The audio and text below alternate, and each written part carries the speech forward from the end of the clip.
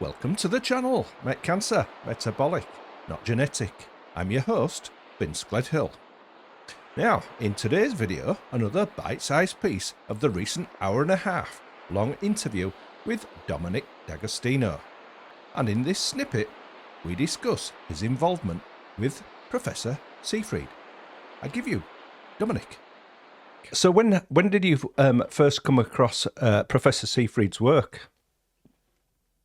Yeah, I came across his work in 2008 or 2007 or 2008 when we started doing work on different cell lines, including in 2004, I started working on a brain tumor cell line.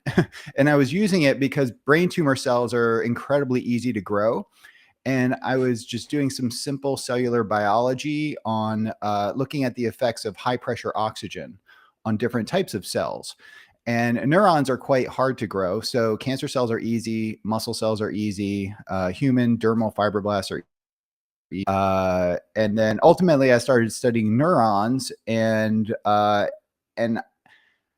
observed that when you expose cancer cells to high levels of oxygen, that they overproduce oxygen-free radicals, and they die significantly faster than like a healthy cell. So that was interesting to me, but I was not a cancer biologist at the time. And then we developed some unique technologies in our lab, including hyperbaric microscopes, where we have, for example, an atomic force microscope or a laser scanning confocal microscope inside a hyperbaric chamber. So this allowed us to look at the mitochondria.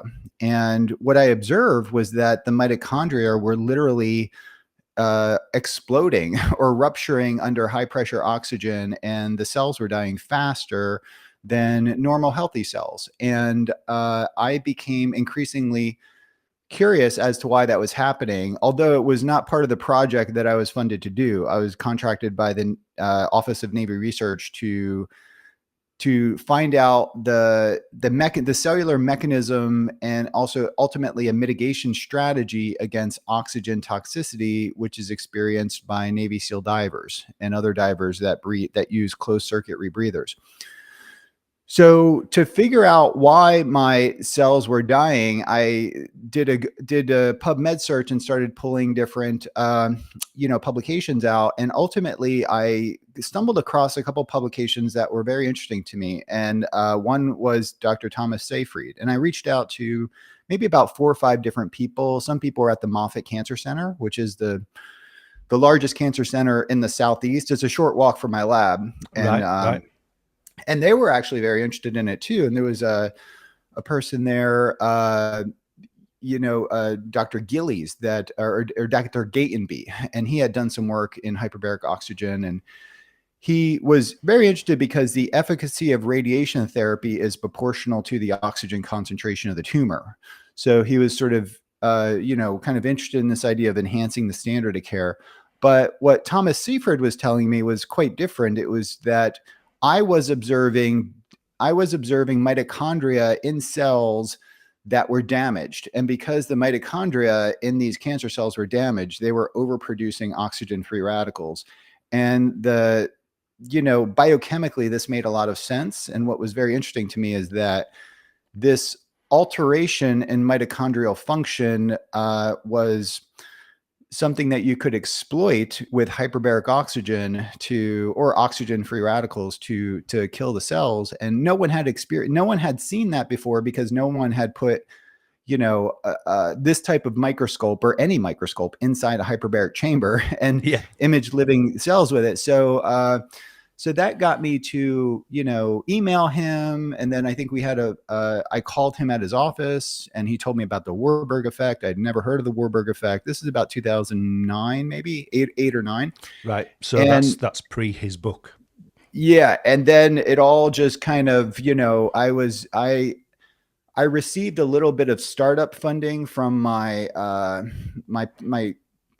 transitional position into a tenure track professorship at the medical school. So I had a little bit of money, and I had a PhD student come along whose father had brain tumor. and she was very motivated to study cancer. And what we were able to do is actually work with Dr. Seyfried. I begged him for his brain tumor model, but he sort of wouldn't. He pushed back on that and was not going to give me his brain tumor model. He had a model of aggressive metastatic cancer.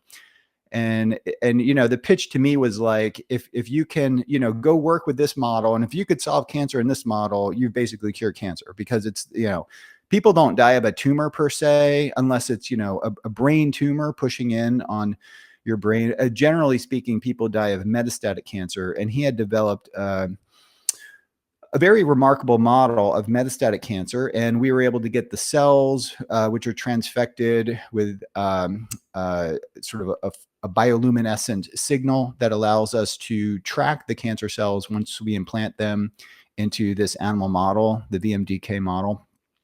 And that became the basis of probably about 4 or 5 publications out of our lab, looking at ways to mitigate metastatic cancer with ketone metabolic therapy, supplemental ketosis. We did studies with metformin and DCA.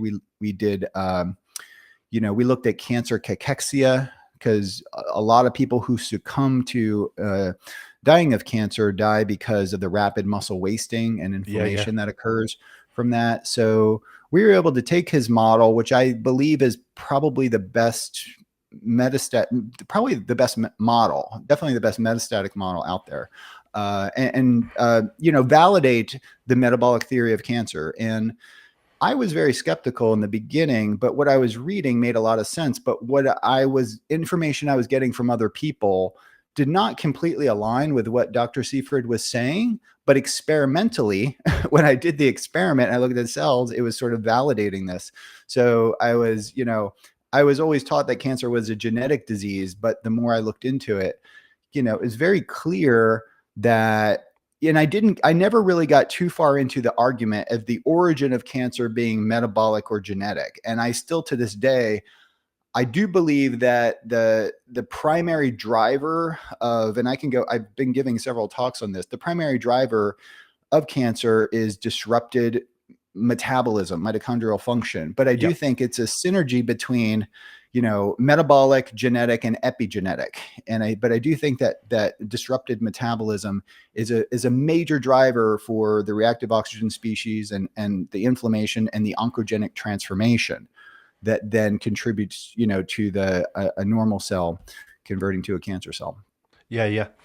You were mentioned in the Press Pulse paper. So was that all part of that? Yeah. So we were very motivated to not work with chemotherapeutic agents.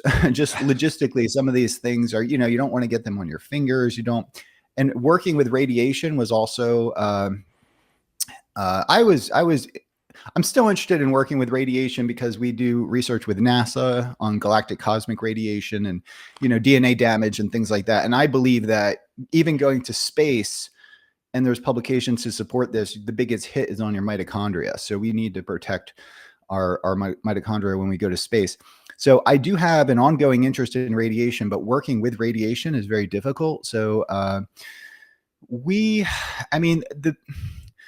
my mentors, and I was always taught that when you go into a field, the biggest thing to ask is, when you're done with your career, did you ask the right questions? So, and I took a step back and I was studying something very specific, CNS oxygen toxicity. And I had the ability to start researching cancer, specifically cancer as a metabolic disease. And, and just philosophically looking at, my life and looking at the trajectory of where my career was going to be, I realized that I didn't want to spend 20, 30 years studying something that's not going to make a big impact. So I was asking myself, the most important thing for young scientists to do is to pick the right questions. You don't want to spend your entire career studying the wrong questions. So Dr. Seyfried was basically, he had the most important question. Yeah. That was is looming. It a genetic disease or is it a mitochondrial metabolic disease? Yeah.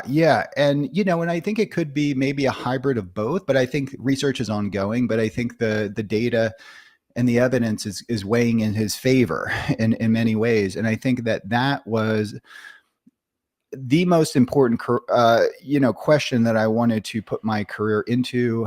And also, you want to pick mentors very carefully, and you want to pick mentors that have the vision, that are innovative, and not just following the academic path to check the boxes, to survive in academia. It's hard enough to survive in academia.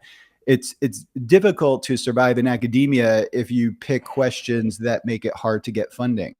And Dr. Seyfried, warned me of this in 2009 and 10. Is like, you got to think about your career. You're just entering a tenure track position. Like, you don't want to. I'm a full professor, tenured professor, and so I was even told that it was academic suicide to do it. So what I've done, I've always kept one foot in the door of military research with Department of Defense, because we develop ketogenic, mitigation strategies that are extremely helpful for military operations, performance, resilience, things like that. And it's very exciting that those very things have tremendous application in Dr. Seyfried's theories that he's sort of building off and correcting and advancing the science and the application of targeting the Warburg effect.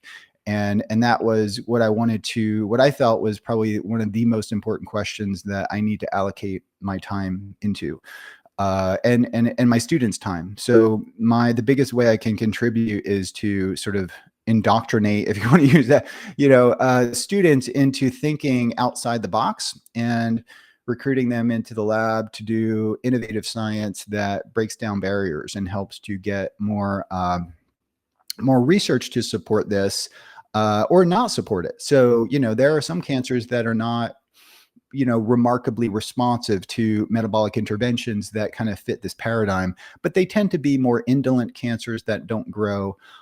It's stated another way: cancers that are very aggressive, that grow rapidly and proliferate rapidly, are highly responsive to metabolic interventions. So, and I think that's what we wanted to put our time and energy into. We didn't want to put our time and energy into studying, a slow growing prostate cancer or thyroid cancer. We wanted to study glioblastoma. We wanted to study aggressive metastatic cancer, because the standard of care does not work for these cancers at all. So that's what we wanted to allocate our time into. And hyperbaric oxygen, off the shelf metabolic drugs, metformin, DCA, lonidamine, 2-deoxyglucose, sodium phenylbutyrate, targeting glutamine with that, and ketone supplementation too, exogenous ketone supplementation, where you can titrate these agents in to move your glucose ketone index into that therapeutic range and keep it there. So I saw that there was tremendous opportunity to add innovation to this field when it comes to. That'll do it for today. Please like the video if you did, and please subscribe for more snippets like this to come. If you enjoyed the video, please consider supporting the channel by visiting metcancer.com/support. Now, you can click here to subscribe, and if you haven't seen it already, and if you haven't watched it already, here is Professor Seyfried's main presentation.